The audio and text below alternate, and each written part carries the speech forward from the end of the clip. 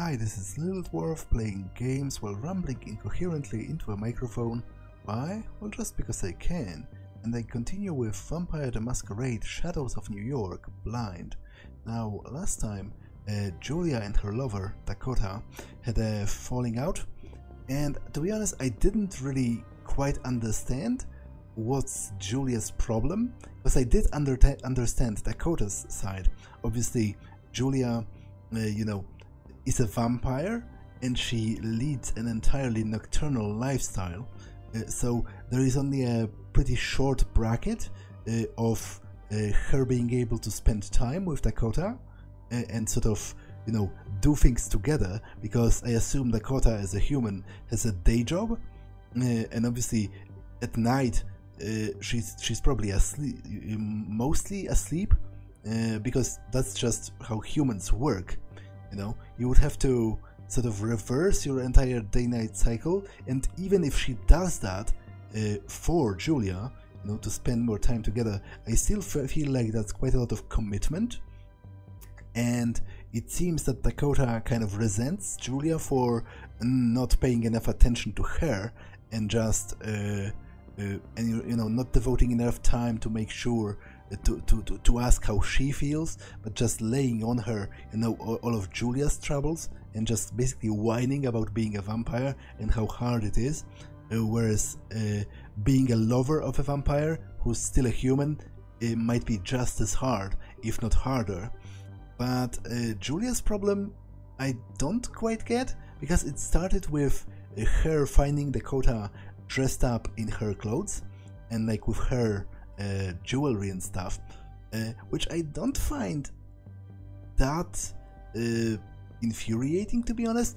I don't even find it that weird, because as I said last time, I would find it weird if Dakota was a man and she was cross-dressing, but I find it, I guess it is a little weird once you add up all of the points of how Dakota kind of modeled herself after Julia, how she imitated the way she speaks or the way she moves.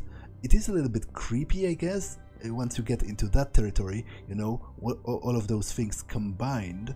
But even that, I find it more sad than anything else, because it seems to me that it might stem from a fact that Dakota thought that if Julia is so self-obsessed, if she's so so self-centered on her own problems, that maybe if Dakota herself resembles Julia more, then maybe Julia will be more conducive to paying more attention to her. So to me it was more sad than anything else. But I guess I will see where the game takes it. I need to rest for now, as the game informs me right here, so let's do that. For me, it always starts with an image. That's the ghosts again with the chair. An image which might be vaguely eerie or interesting, but usually not an image that would provoke particularly strong feelings by itself. Usually it hides a mystery, that much is correct. But this mystery doesn't exist without a text, or more specifically a context. Context is everything. One way or another, you need to process what you're looking at. Maybe the context would be something you heard or overheard. Maybe, although it's rare and pretty special, it will be your own creative, captivating, complete interpretation. A ghost of an idea. Is this a half-forgotten memory of something unspeakably beautiful I will never ever see again? Just a scene from a movie, a fragment of a music video, an animation? Or maybe this is really the last thing that Callahan ever saw in his unlife. Warm sunbeams caressing his skin and turning it to ash, a giant ball of fire engulfing his body in flame from 93 million miles away. Was he terrified? Was he grateful? There's no will, no suicide note, no nothing.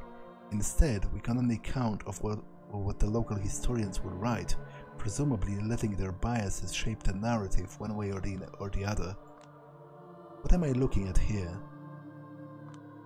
Horrible, laughable hall of mirrors. Creep whom I never ever want to see again. A vampire more despicable than myself. Or maybe someone who loved taking care of me and deserved to be cared for in return. Funny thing, whenever I was high as a kite, I was mentally lost in dimensions parallel to ours, and she was my anchor. Our shared history, my feelings for her, were an anchor. Matthew McConaughey, returning to his estranged daughter from the other side of the cosmos, from beyond the evening horizon, guided by nothing but love. Then, whenever I get back to the planet Earth for a week or two, I was haunted by the memory of that affection. I was the best possible version of myself towards her. But that haunting always refused to transfigure into something real. What gradually took place were angry, disappointed thoughts, and among them, one thought that I was always trying to suppress.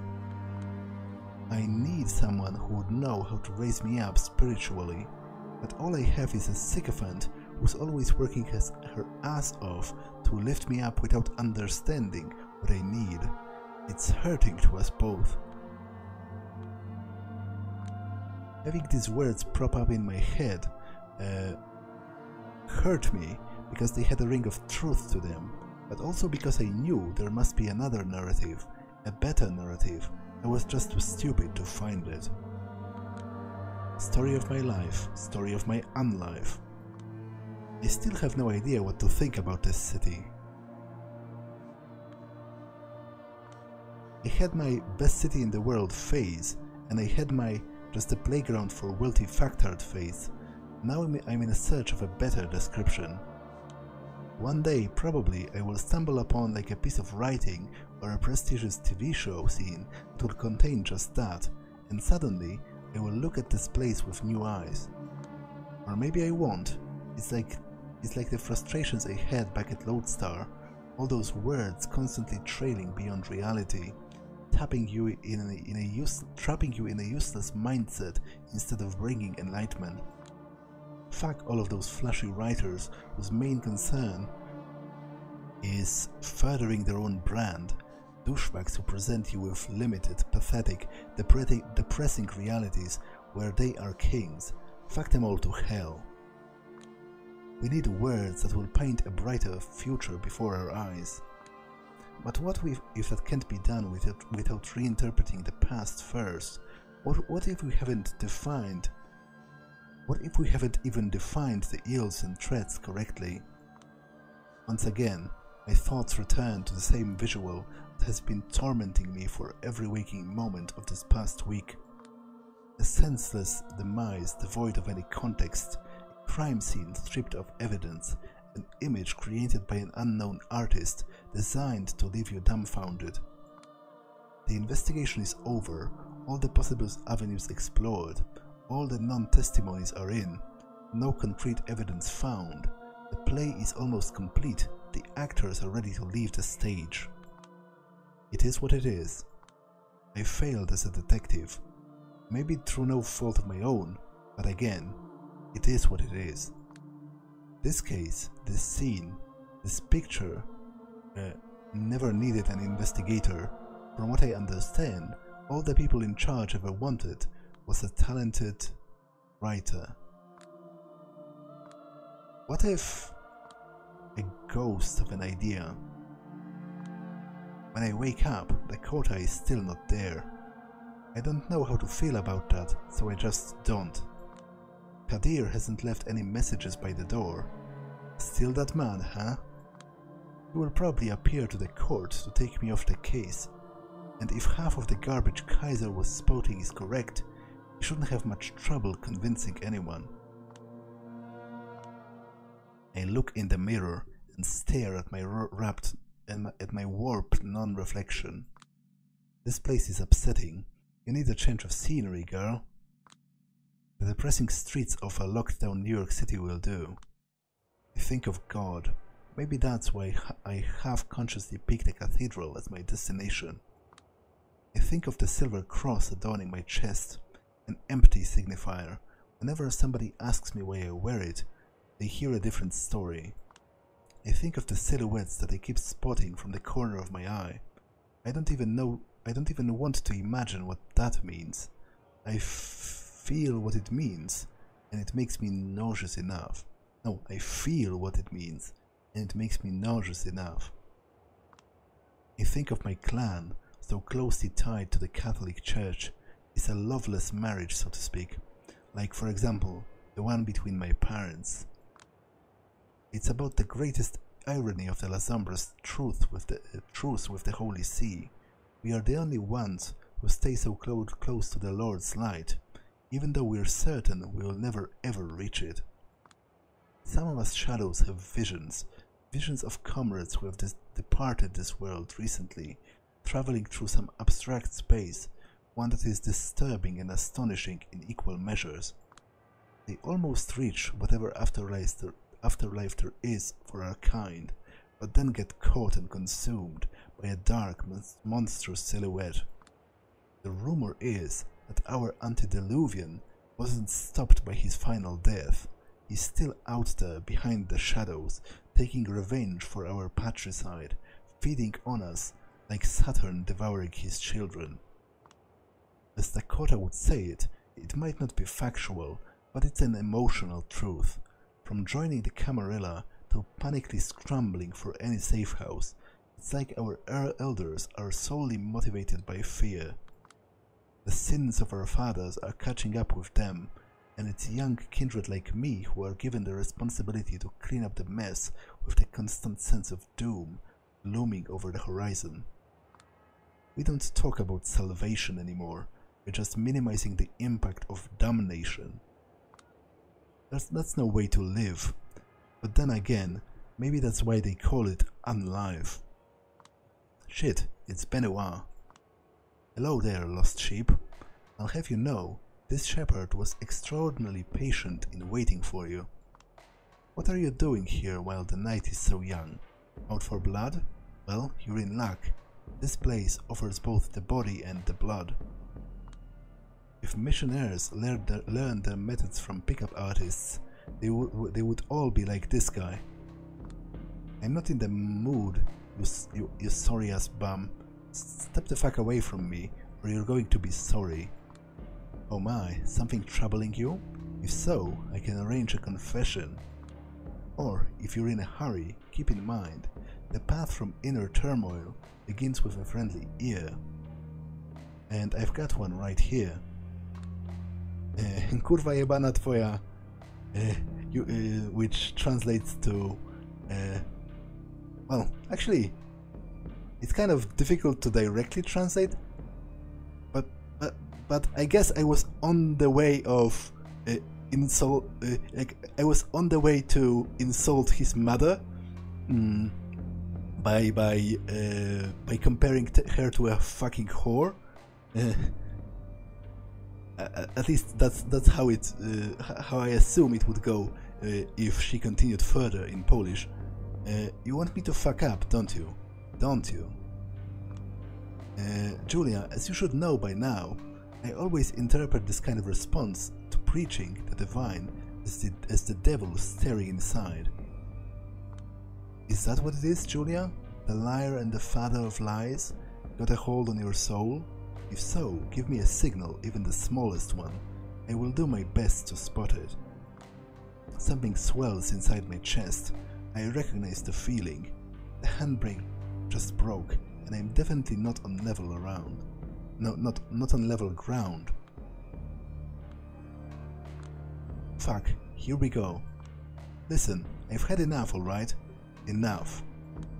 Enough of your sanctimonious attitude, enough of your brazen lack of basic empathy, enough of your dumb ugly fucking mug. You're a fucking singularity of stupidity, tastelessness and cringe. I've met all sorts of horrible shitheads and asshats this week, and somehow none of them got under my skin the way you do, you motherfucker. Like a goddamn Jehovah's Witness from door to door, except You're always knocking on my fucking skull, going, hey, do you know God exists? Have you heard that God exists? Like, hold on, hold it right there. When did I ever say that God exists?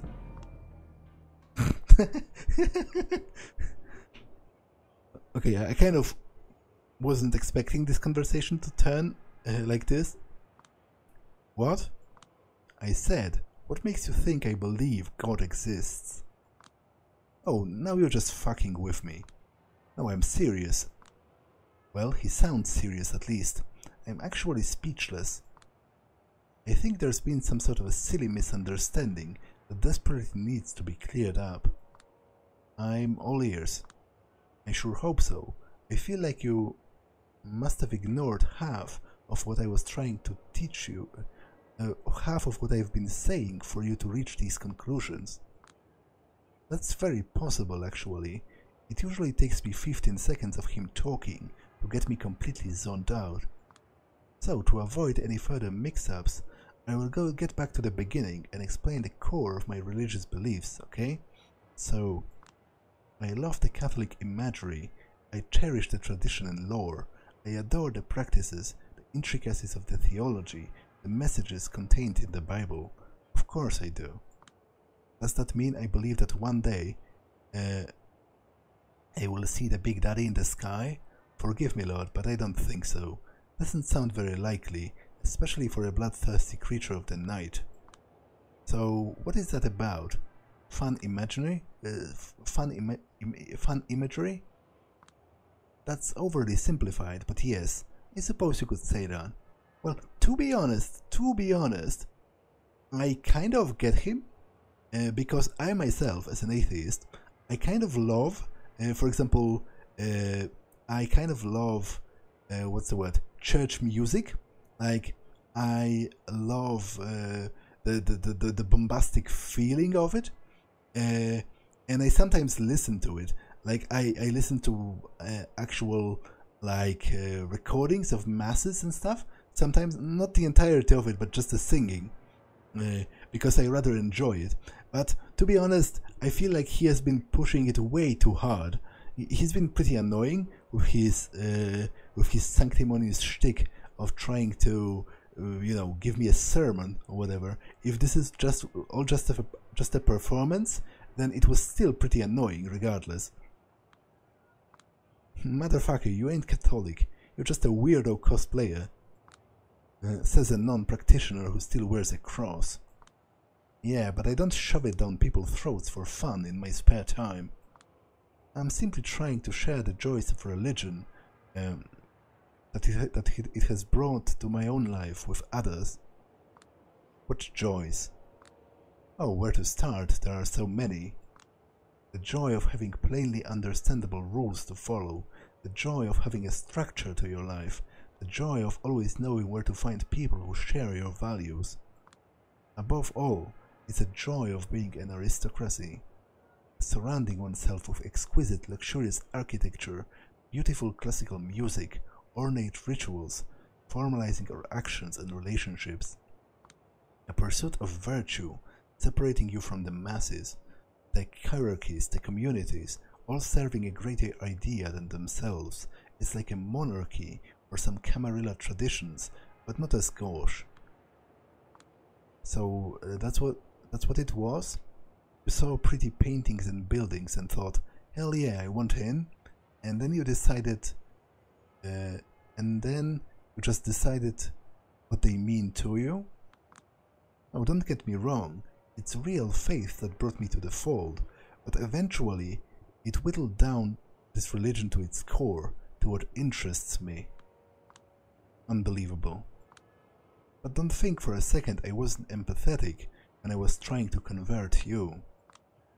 You are the embodiment of an existential despair that surrounds us, the one that people usually try to drown out with drugs, sex, work, Netflix, pick your poison, all of them, temporary copes.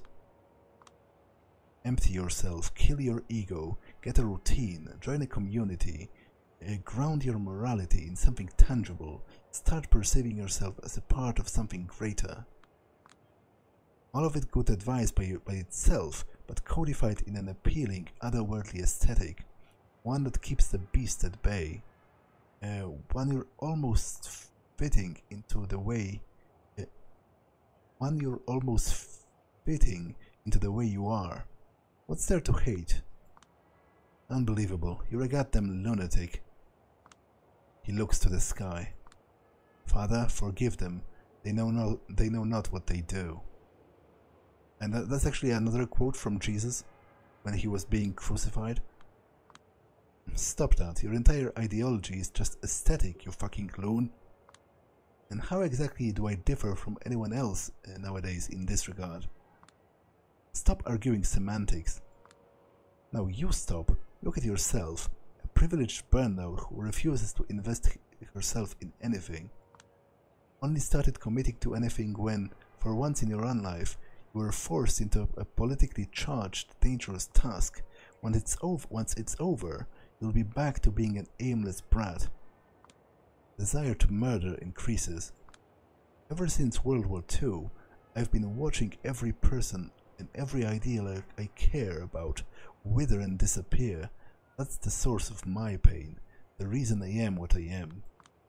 The source of your pain? The thing that defines you? People have been mean to you. Fuck off. People in third world countries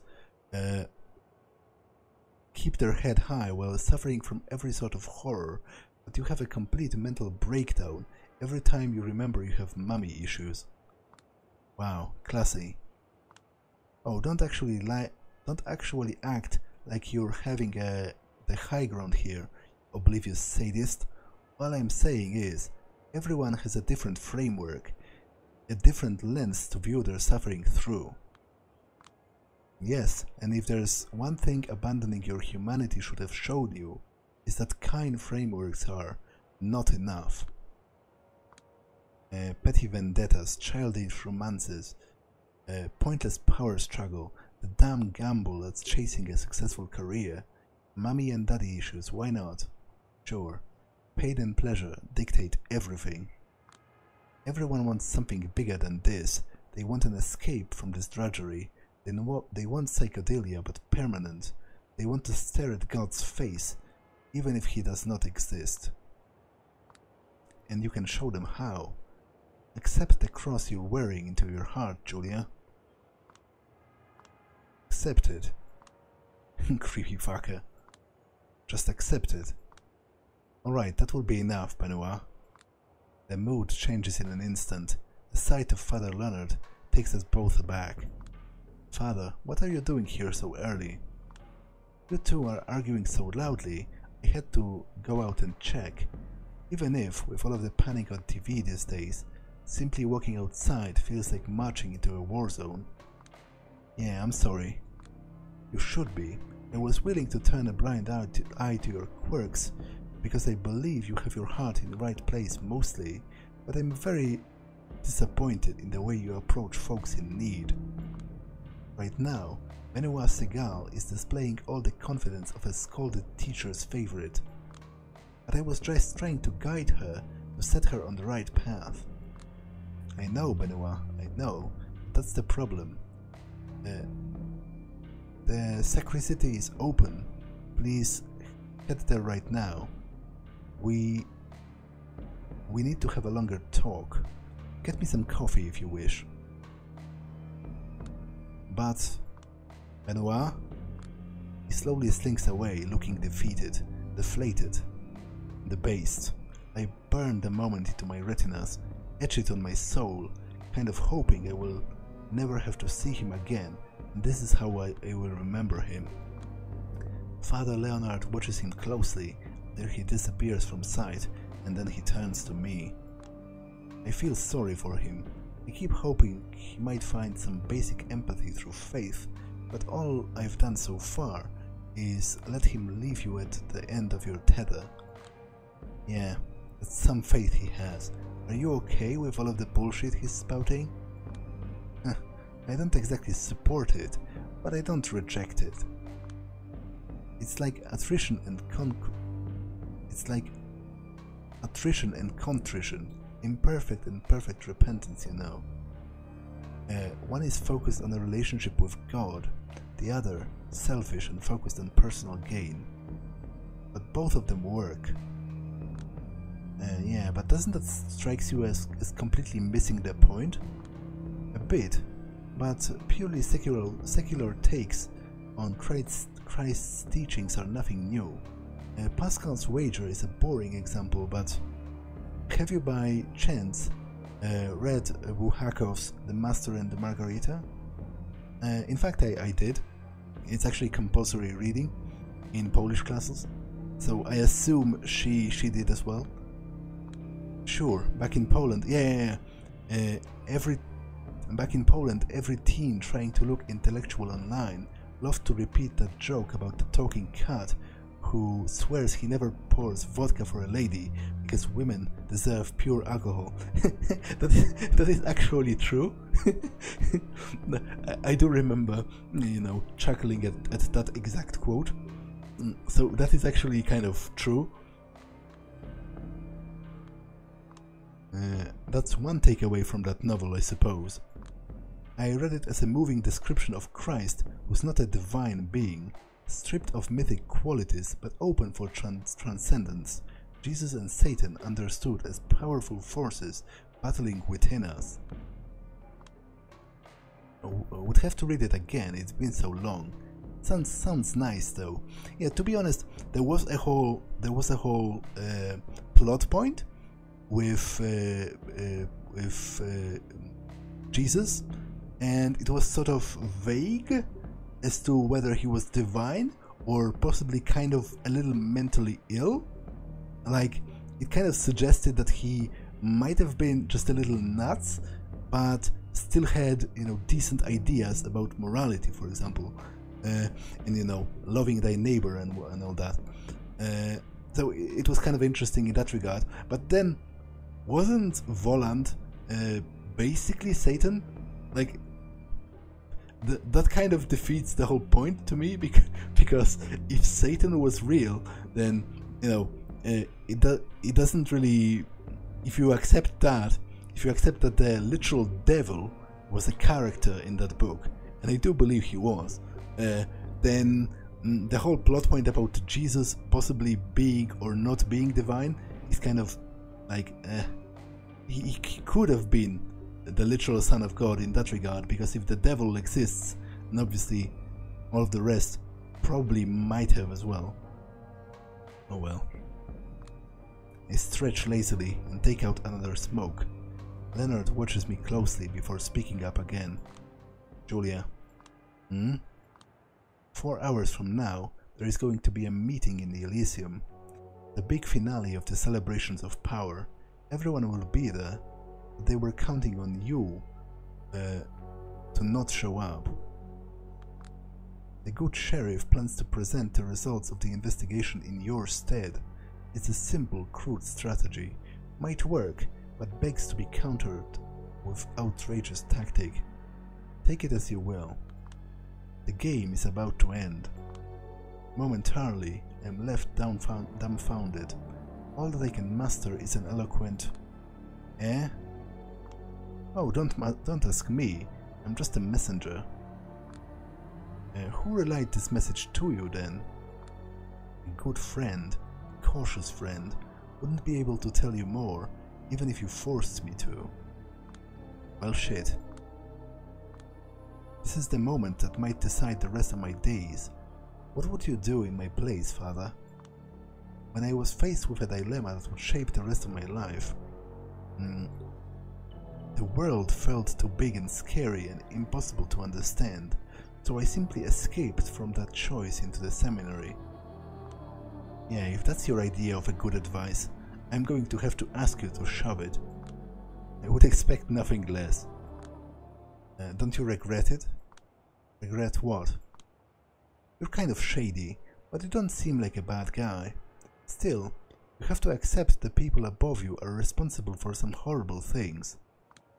If our superiors' acts count as our own sins, then on the face of it, probably half of the people in the world are irredeemable. Clever, but not a real answer. and being a low-level grunt for assholes you find wholly objectionable is no way to live. I don't know, is it? I finish the smoke in silence. I have to go. Don't know if and when we'll see each other again, but when that happens, I probably won't be the same old me. Of course, but before I leave to scold Benoit, let me say just one more thing. Yeah? These are difficult times. My parishioners keep calling me. The things people are going through, they might never admit, but if this keeps up, it will cause a horrifying, invisible damage to this nation. The dreadful darkness is killing us all, little by little, and like every powerful evil, it manifests itself little by little. And yet, sinful as it may be, I confess to being strangely excited. For a moment, we're seeing this suffocating normal disappear. This is a time to dream a new world is possible. Now walk these empty streets, Julia. Remember how the city feels right now. Bask in its shadows and uncertainties. After the apocalypse comes, the great rebirth. The Amici Noctis await your next report with great curiosity. So the friends of the night.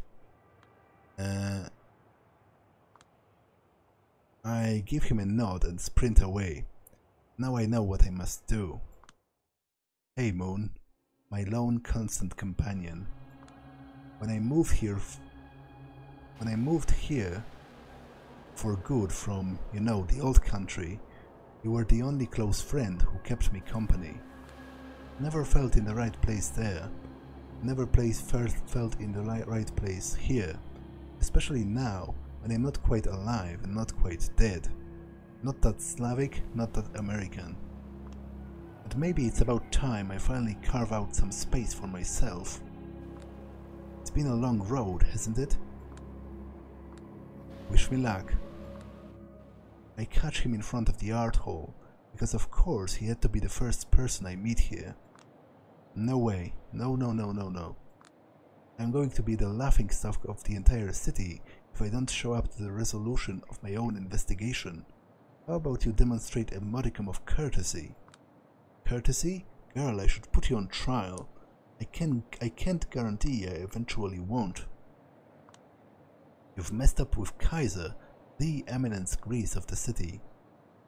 Beaten him to a pulp like a random goon. He will do everything he can to destroy you from now on, and my bet is he will succeed. Whatever will be, will be. From now on, at the very least I would like to show the court I'm not a baby fledgling who can't see a task she was given to the end. You're making a huge mistake. How did you even learn this meeting is happening in the first place? Maybe I'm not as trash of an investigator as you thought I was. I never said... but you're showing it. That's not a fair assessment. I wanted to finish this whole mess myself, for your own good. It would be nice if you asked what I think next time. I'm actually pissed off he tried to pull this off without me, but I'm not letting it show, counting on it being able to guilt trip him into submission. His deep sigh of resignation proves that my tactic was successful. Fine, but you will stay quiet the whole time. No tricks, ifs or buts. But of course.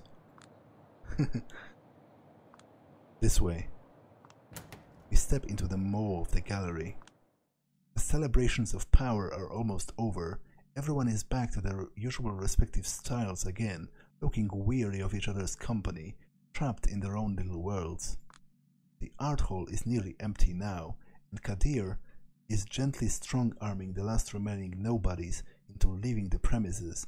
Eventually, only me and a select few of New York Camarilla VIPs remain. Ah, Miss Savinsky.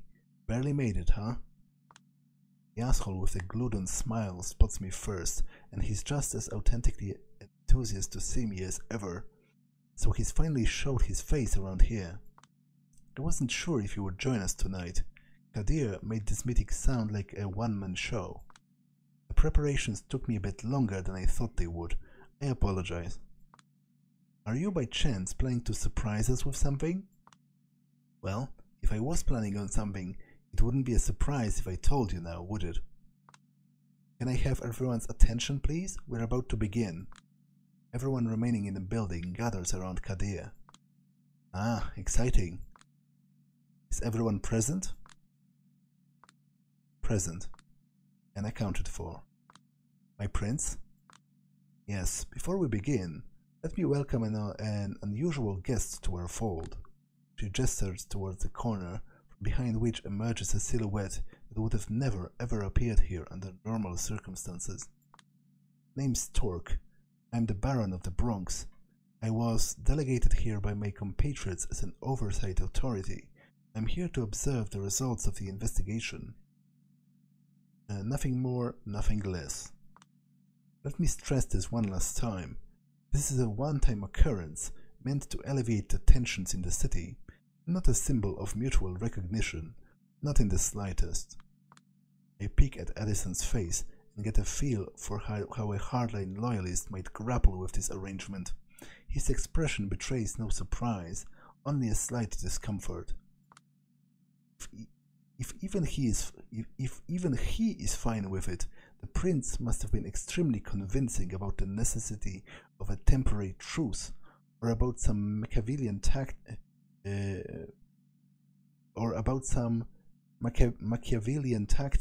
she's got ready up her sleeve. Who knows? Of course, we may have our incorrectable differences, but there are times they have to be temporarily put aside in order to quell unrest and open paths for a constructive, meaningful change. If anyone would like to voice their concerns, the time is now. Torque, Arturo, Panard exchange glances. Normally I'd consider it an innocent gesture. Knowing what I know, I roll my eyes. A steak or a carrot, Torque? What made you break and sell your compatriots? How much do you really know? If not, Kadir? May I? He steps into the middle of the room and clears his throat theatrically.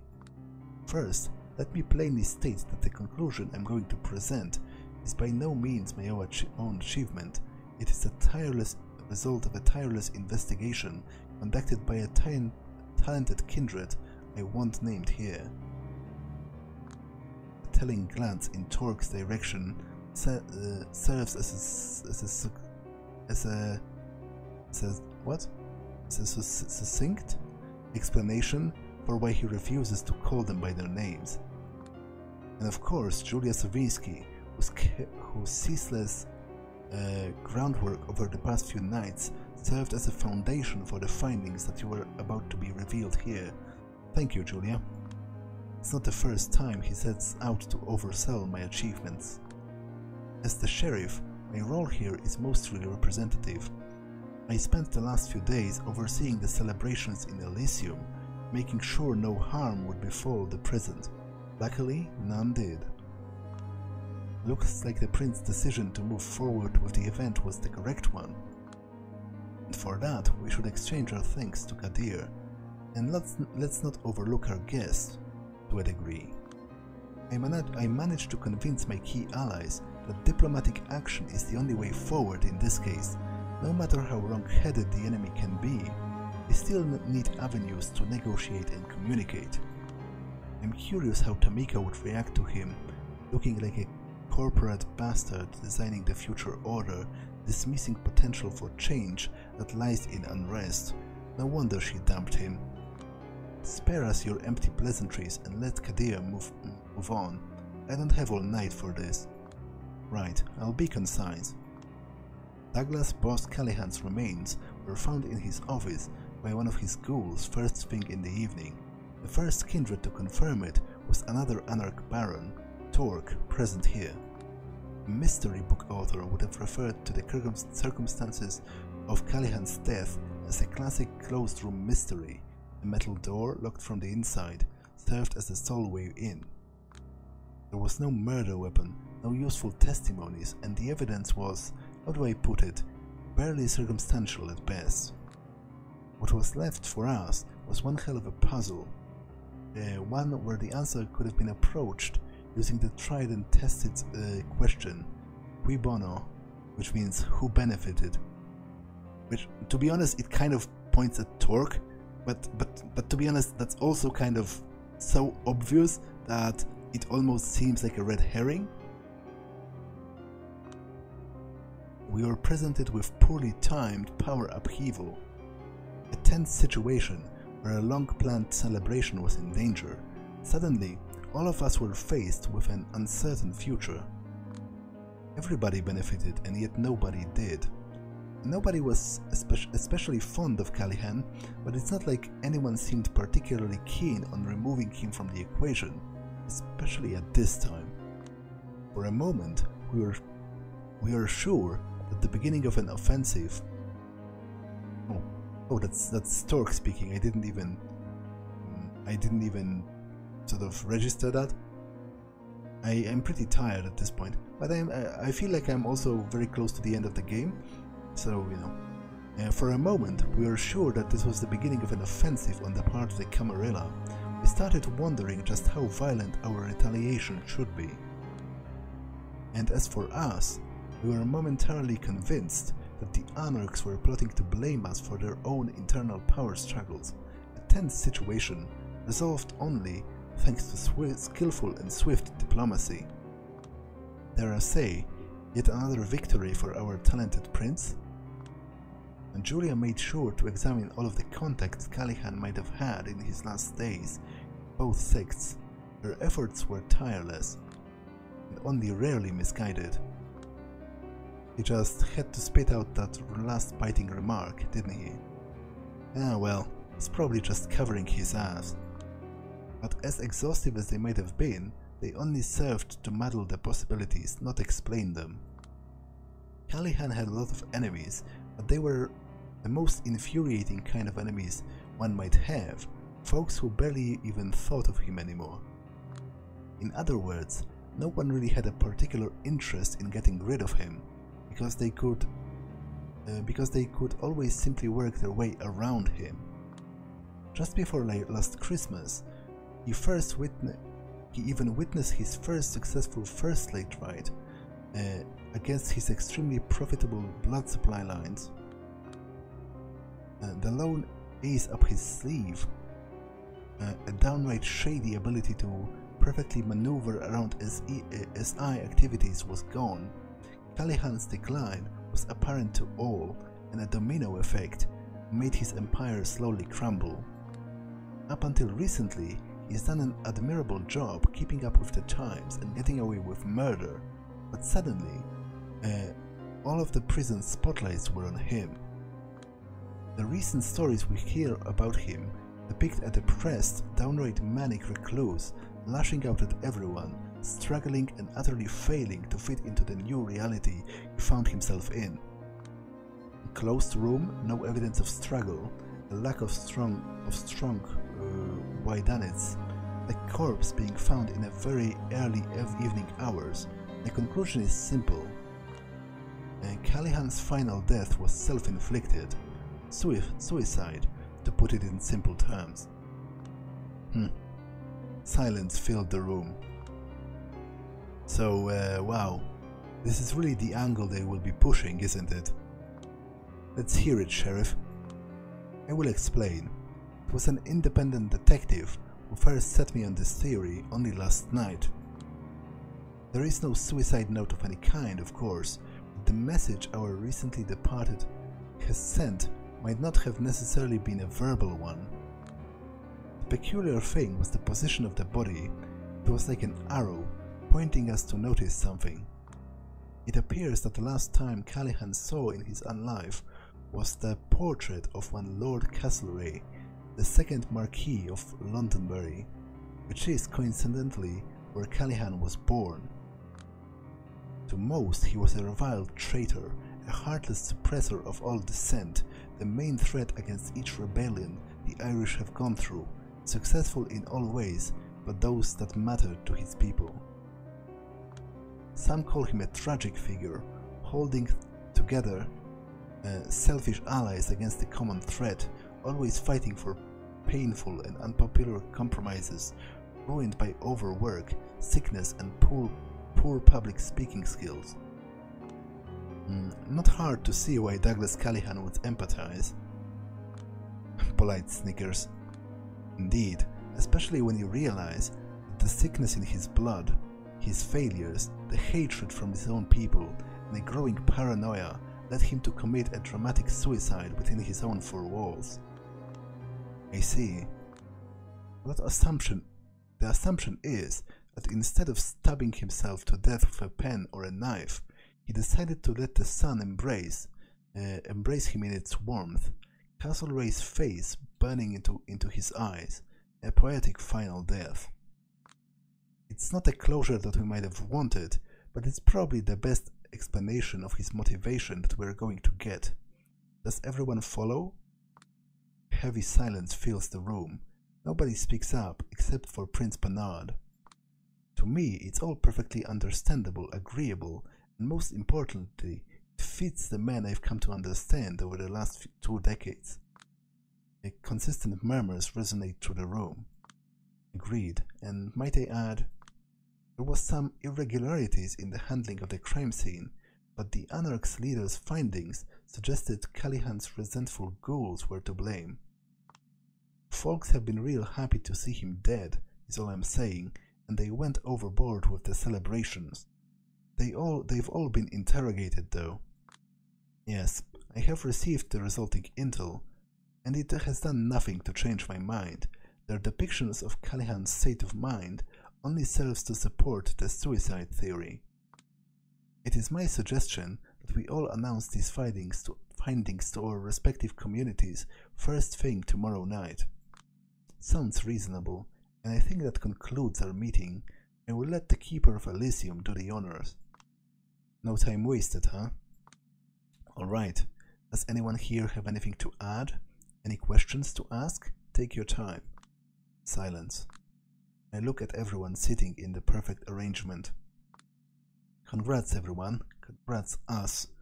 We've achieved a perfect victory. No loose end. No rocking the boat. No nothing. Makes you want to puke. How many of them contributed to this final report? How strongly does Kadir believe the shit running from his mouth? He's always been a Camarilla loyalist, a fanatic even, but... Miss Julia, any final statements? This is it. Now or never. If anyone can blow this pathetic charade wide open, it's me. But there's no one coming back from this road, and it has a cost. I've spent all of my life and unlife on social climbing, and the sunken cost fallacy is kicking in. Challenging them here might be my only way of ever making it out of the pit I'm in. On the other hand, maybe it's my time to head into the unknown. Healing my ego, at least temporarily, shut up the voices of the elders screaming in my head, betray my Lasombra instincts. Make all of the ghosts go away and figure out something new, no matter how scary it might be. Do I dare, or maybe I don't? I feel like there's an intangible prize to be won, waiting right in front of me. I just dare to take out this revolver with its single bullet I have hidden on me.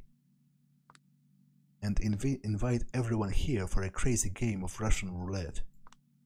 But I also get this foreboding gangster movie feeling, like this is the scene where the future mobster could have gotten out, but he didn't. In the end, did Callahan think all of the splendor of the golden era was worth this pathetic end? It's like the two selves battling for dominance inside me. One of them has to die, the other gets to live. Honestly, it's a flip of a coin. I reflect on all of the kindred I've met, the lessons I've learned, the choices I've made over these past few nights to make a decision. And then, feeling like I'm simply following the way I conducted this investigation to its logical conclusion, I respond, no, nothing. Kadir has done an excellent job of summing up the entire case. So I guess I wasn't really given a choice? Is it because my traits? have led me a particular down a particular line, particular road, and sort of Julia herself decided not to get into it, not to, stir up the hive, as it were. Kadir has done an excellent job of summing up the entire case. A barely detectable tension in the air disappears. This was the first time they might have had to reckon with something I said, but luckily for them, turns out they won't. Well, looks like that's all, folks. Yes, looks like it. Excellent. Might I be going now? Places to be, kindred to see. And took the words right out of my mouth. You can see it in some of their faces. Everyone is happy. Samira, would you escort Mr. Torque out? Me and Thomas will have to appease Mr. Payne for disrupting the sanctity of the Elysium. Certainly, right this way. Tomorrow night we're back to being enemies, of course. Of course. Isn't that what you wanted to hear, Addison? Oh, spare me the condescension, Helene. During the commotion I am approached by Kadir. He looks me in the eye and makes a show of exhaling deeply. I have to go and see everyone back to safety now, but I thank you for not pulling any stupid tricks. I really appreciate it. Who did you think I am? Someone else, and I apologize for that. Sometimes you just see something and completely misinterpret it. We'll think about how to handle the future, particularly the Kaiser issue, tomorrow, alright? If I'm even here tomorrow. Pats me in the back with a short, awkward smile. See you then. Everyone slowly scatters, but I just sit there, keeping eye contact with the only person here I still have some unfinished business with. Art Hall should have had its doors closed now, but nobody considers it weird that I'm staying. After all, the only person that is still accompanying me is the Keeper of the Elysium. Aren't they a happy bunch? All is well that ends well. People were getting nervous, like you really had some good cards to play. You're a poker player? Occasionally. It's a very socialite thing to do. Played with Jennifer Tilly once. Must have been easy to keep a poker face with you, you know. I know, it does help. And you do seem to know a lot about the cards other people are holding. Like all great games, poker does share some principles, lessons and necessary skill sets with real life. I take out another smoke. This conversation is bringing the tension back, like two fencers carefully looking for a hole in each other's defense. I found a file about you in Kaiser's car. Sounds like he's worried about you, the only unpredictable variable in his equations. Ah, see, that is one card I didn't predict you drawing. Speaking of not predicting something, when I was waking up tonight, I didn't expect a good friend would provoke me into coming here. Who might that have been? Not a lot of people in this room had an inclination to act friendly towards me in any way whatsoever. Looks like someone has made a risky play. Even great players make dangerous plays sometime. You know why? No idea. Boredom. It's boredom that gets to you. Even if you love the game, there is always this fear that it might turn into a perfectly predictable series of optimal plays. Time to make a play that might not seem optimal at the moment. A direct attack. You're not really Catherine Wise, are you? I don't know who else I could be. Let me phrase it differently. You're not a Katerina the Wise, the agitator of Prague, a Bruja elder causing turbulences all over the world, are you? She laughs. That file must have been pretty thorough. Kaiser knows what he's doing, that's why I'm afraid of what he might do to me to get his revenge. Rightfully so. Maybe I will help him out in exchange for a favor. Snuff out a Lasombra meddler, strike a partnership, promise to keep each other in check. If that was a joke, it wasn't very funny. And just so you know, I've made precautions. It was a bluff. Honestly, I expected more of a reaction. Kaiser's document. Did they mention anything about Ostrava?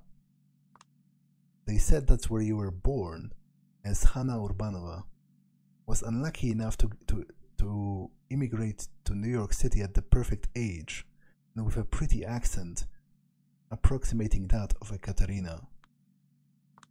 Honestly explains a lot. Kadir told me that Aisling once organized a bloodhound after Katerina, that she was both a liability and too intertwined with the city's history to give up on her. This solution, you, were deemed to be the best possible compromise by all of the parties involved. The particulars aren't really described. It's theorized that blood magic was used, maybe flesh crafting. I do remember a few images. Her accomplices' embrace. Christoph, the man who caught me, apologizing to the others. Apologizing that the others broke my jaw, as if he wasn't to blame. Violent brainwashing. But what is done. I might not be a Katharina the Wise, but I definitely am Catherine Wise now. I feel as good about the situation as I possibly can. She's the brooding Batman, and you're the fun-loving Bruce Wayne? Zorro and Diego La Vega, something like that. A debutante who sleeps a lot and parties a lot. Only has to do something unpleasant from time to time. Do you hate her? Sometimes, but mostly I pity her. I've come to accept my fate, and I don't even feel much trauma when I see my jaw in the mirror, the way she does. Some pig broke hers centuries ago, and she still relieves the assault every time she catches a glimpse of her own face. All that power, all that reach, all the appearances, still not enough. Don't get me wrong, but is there a point to all of those questions? Oh, there definitely is. I think I was reading your file, and it made me ultimately decide against turning this investigation upside down. Was it now? An immigrant from Eastern Europe comes to New York City, takes position she always expected to find herself in, and is molded into someone who is no longer herself. The story struck a chord. I felt like you were, maybe ever so slightly, pushing me to follow your way, to lose myself in a position of considerable power. I could see Julia Savinsky sharing Hanna Urbanova's fate, and to be honest, it scared the shit out of me. Catherine shakes her head. Funny, Ostrava is just 15 kilometers away from Poland's border. No, I think I've been there once when I was a kid. Parents love to travel. Who doesn't? She takes my smoke, turns back, and then takes a deep drag and returns it to me. All of these long-established organizations, with time, their practices always degenerate, start draining everything out of the participant, turn into a cycle of abuse aimed at no one in particular. But the funny thing is, if the victims aren't allowed in the positions when they can perpetrate the abuse, they feel the abuse is aimed specifically at them. There's no winning move here. Do you understand what I'm trying to say? I think you're making excuses for yourself. Huh.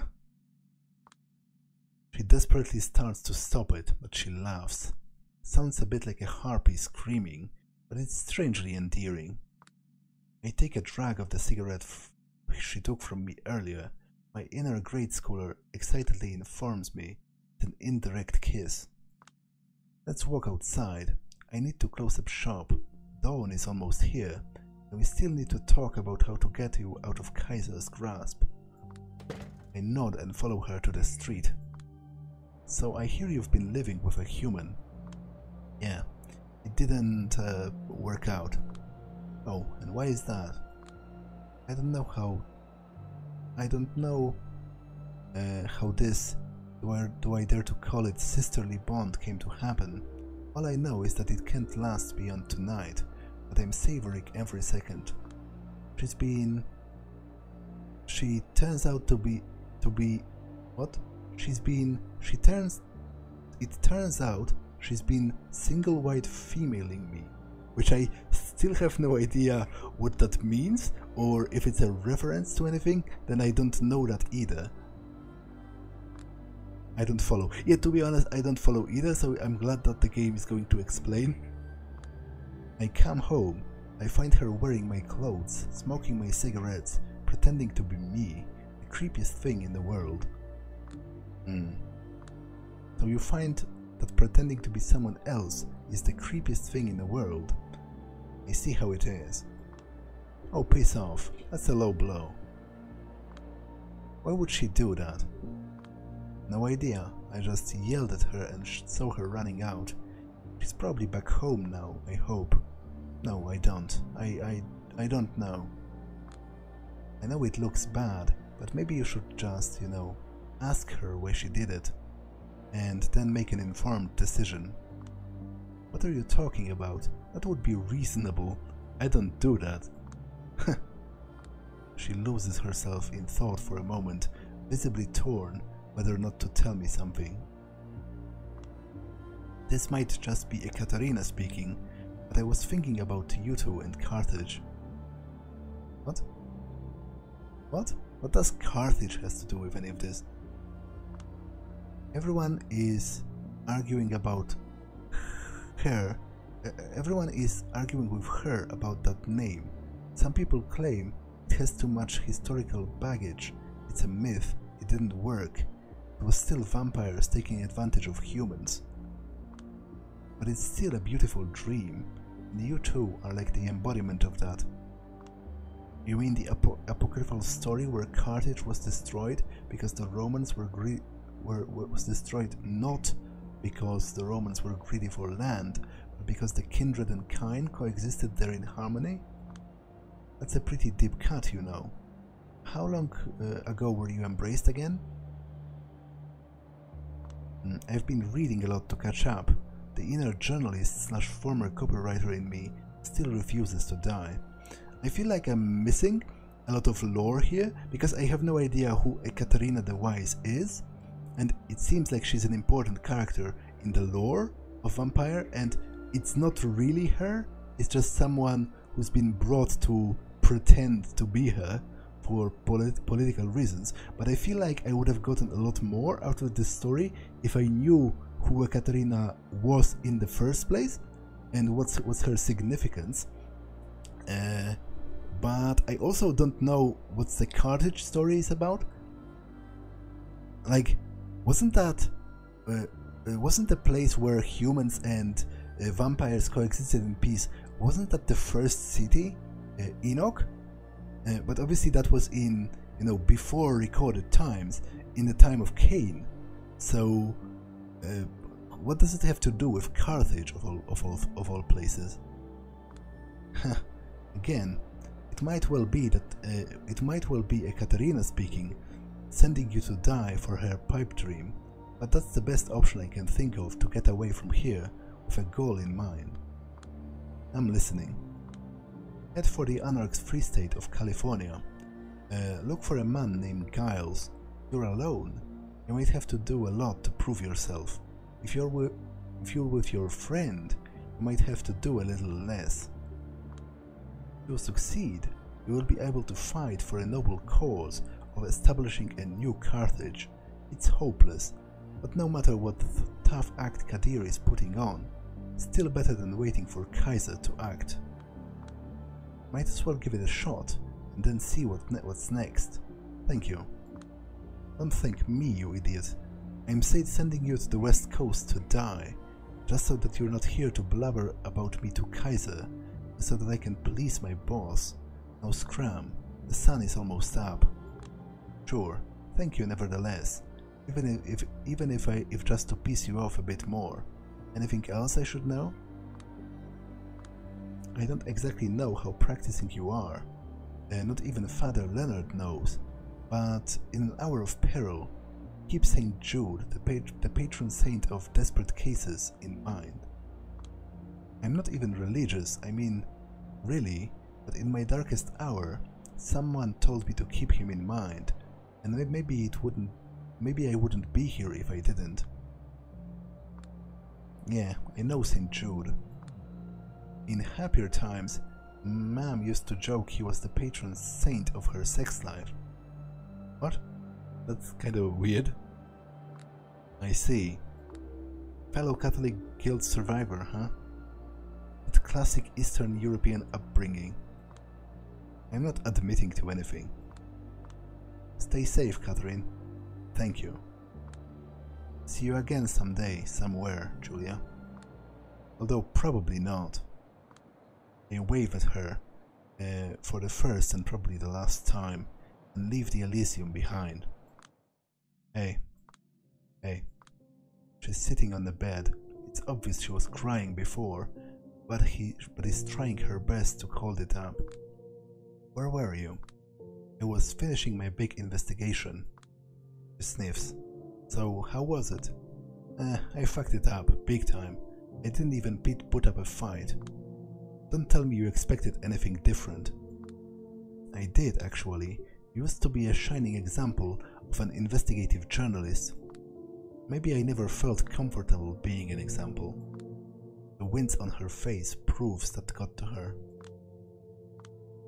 I'm not happy with who I am. Jesus, you're really copying me in every damn respect, aren't you? Fuck you, I'm being serious. And no, I'm not trying to be an asshole, or rather, I'm trying not to be an asshole. We really are two leeches that got stuck to each other, huh? Like a two-person human centipede loop or something. An Ouroboros? Or a Mobius strip? I got lost in my own metaphors.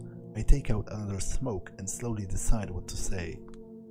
You're extremely good-looking, kind, endlessly energetic. You've got a steady job as an artist and even steadier influx of cash. Why would you want to be someone else?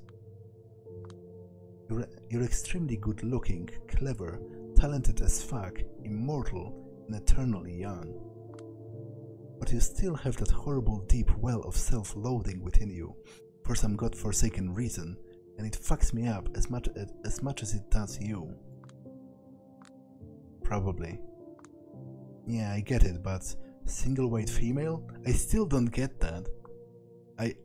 It must be some kind of a pretty obvious cultural reference, but I have no idea what's the exact significance of that phrase and what should I extrapolate from it. It was an impulse. It was the first time I did it, I swear. I didn't know what got into me. The timing was just fuck.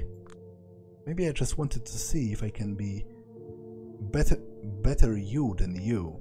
I don't know. Maybe I need therapy, but I'm tired of looking for the kind of therapy that feels like it's work and it's just brainwashing me. She might be lying, but I don't want to believe she's lying. I choose to believe that she's not lying. What do I have to lose? I think I want to give it one more shot. She raises her hand. Do you? Yeah, I think I do. There is one condition though. She shoots me a cold look. What condition? I told you I fucked up my investigation, but not how badly. Well, looks like I'm no longer safe in New York City. I need to run first thing tomorrow evening, and the only way I see out is a bunch of loons living on the West Coast who are trying to bring a utopia where humans and vampires could coexist. It's probably even more dangerous than staying here, to be honest, not to mention how dangerous it could be for you. And I haven't even figured out how we're going to get there safely, but yeah. I'm beyond tired sitting on my ass collaborating with monsters. This is the first page of the second chapter. This is a lot to take in. I know. But I think I'm in. I know I'm in. You've got a future, you've got rich parents, you don't have to do this. case you missed it, having rich parents is like a goddamn, I don't know, original sin in my book. I don't want to coast on their money. I want to try to do something that fucking matters. Are you certain? About as certain as I am that the deep state exists. That's good enough for me. I'm off to sleep. The sun is probably already up. I'll pack up your clothes. What for? Are you planning to unleash Dark Dakota on me again? Don't say anything. As I said, trying not to be an asshole. It's a process.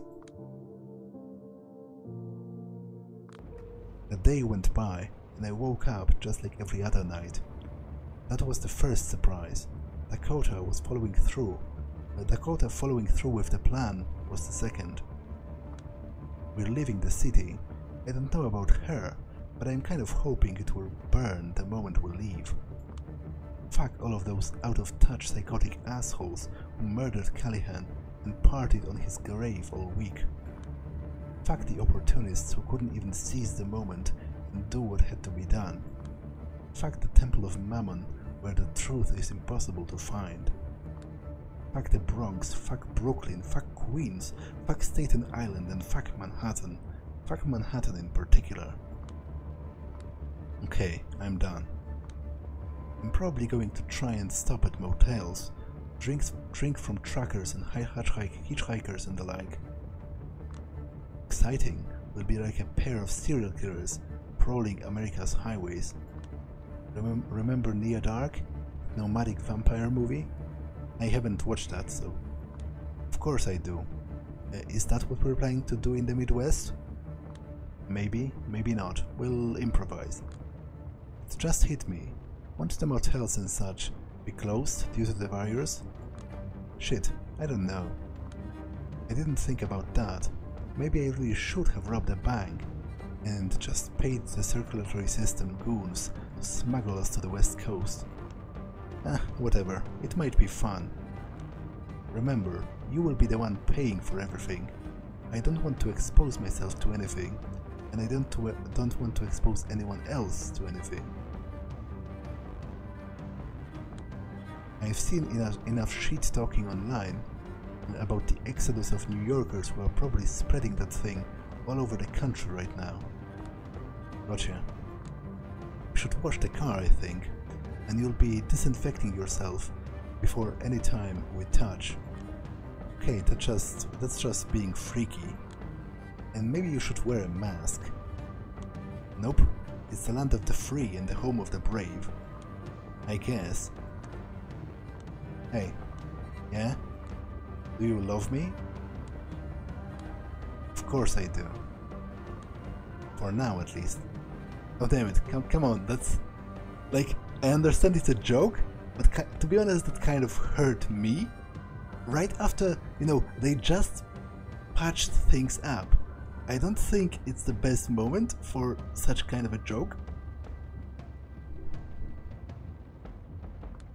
I still don't know if I love her, or if I can love anyone for that matter. I'm a fucking monster after all. I don't even know if we'll exist next month. The prospects are not looking good. But although I can't see myself in the rearview mirror right now, I will remember the image of us leaving the city, somewhat melancholic and somewhat hopeful, forever. And maybe the meaning of this image will be clarified in time, or maybe I will just force a more positive description on it, and that will be what I will believe. No matter what happens, even if oceans of blood lie before us, I will make this a cherished memory. Whatever possible salvation still remains for me, it probably lies in the eyes of another.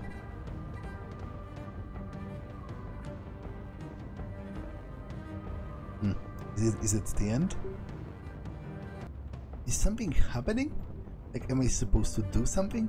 There's no icon to click or anything. Okay, so I stared at that swirling black void for like 3 minutes straight, and nothing happened. So I will check online if there's supposed to be anything else after that, and if so, I will put it back on in editing, and if not, then I guess that was the end. And I guess that was a pretty okay ending. Like, I feel like Julia realizing that her relationship with Dakota is more important to her than rising through the ranks of the Camarilla is kind of heartwarming in a way, and her clinging to her own humanity instead of sacrificing it for power, it seems like an optimistic enough ending for me. I guess it was okay, but generally speaking, I would say Shadows of New York was marginally better than Coteries. I was a little bit more invested, and I also feel it was better structured because it didn't allow me to sort of investigate like a plot point and then cut it off because of lack of time. But then again, it didn't also have any concrete sort of side quests, as it were, side plots. It was pretty much all concentrated on the investigation, and the investigation itself, like, the problem is with this game, again, I would say it's better than Coteries of New York. I had a little bit more fun, and I think it was a little bit more better structured, and also I liked the trade system. Sometime from time to time I felt it was obvious to me that a certain option or a certain element of Julia's behavior was influenced by something I chose earlier, and this was a nice feeling, so I appreciate that. But generally speaking, I would still say this was rather underwhelming. I feel like the relationship between Dakota and Julia could have been expanded a lot, because I probably cared the most about her, but even then, the snippets of their relationship were a little bit too brief to really elicit some kind of an emotional response from me. And as far as the rest of the characters go, I still liked Kadir. I'm glad that Kadir was more what's the word? More relevant in this game. But generally speaking, I still would say the story was a bit kind of bland. Like, there wasn't really anything that sort of grabbed me, like, emotionally or intellectually. There wasn't anything that shocked me, or there wasn't anything that I found particularly fascinating. It just sort of, went on, and like, I am kind of disappointed by all of those visual novels, because to be honest, when you make a visual novel, the only thing you have to go on is the story, right? And the characters. And I feel like none of those games has really utilized them properly. I feel it was better than Coteries, but I still wouldn't say it was good. I still wouldn't say it was particularly fascinating or particularly fun for me to play. I feel like it might be a case of me not knowing the lore enough, because maybe if I knew who Ekaterina the Wise was and what's her significance in the World of Darkness lore, and maybe I would have enjoyed this more. But then again, how is it my fault? Like, the game should be designed in a way that doesn't require any outside information to fully enjoy it, because obviously I could have been a complete newcomer to the lore of the Vampire Masquerade. So I don't really know what to say about it. It was better than Coteries of New York, but I still wouldn't say it was great. Oh well. Maybe I will write something more. For now I'm really tired, so I can't really formulate my thoughts clearly. I guess that's it. If I will write something more, I will pin it in a pinned comment underneath this video, but I don't promise anything. For now, I guess that's all for this one, and I will see you in the next one. Bye!